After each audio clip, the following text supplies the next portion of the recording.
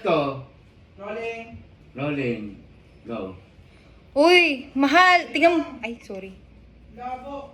1.7. And action.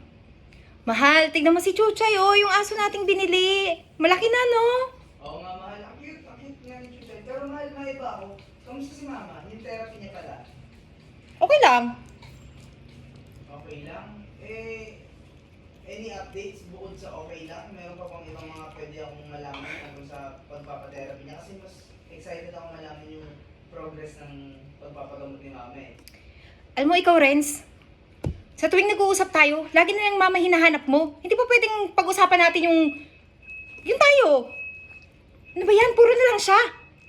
Syempre mahal, kailangan ko rin na malaman kung anong kalagayan ni mama. Total, nagpapatherapy siya ngayon. Gusto kong malaman na mabilis na siyang gumaling agad. Alam mo, hindi mo na pwede malaman. Ako na may nag-aalaga sa nanay mo, di ba? Wala ka bang tiwala sa akin?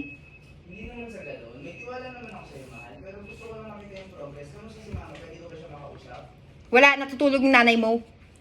Huwag mo nang gisingin. Mamaya kung ano namang sabihin sa akin.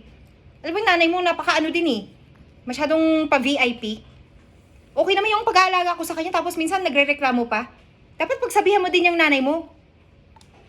O sige, ako nang makakala kung mausap kay mama. So sige na, patayin mo na. Hindi ako interesado makipag-usap sa'yo. Lagi nang nanay mong hinahanap mo. Patayin mo na ha. Bye!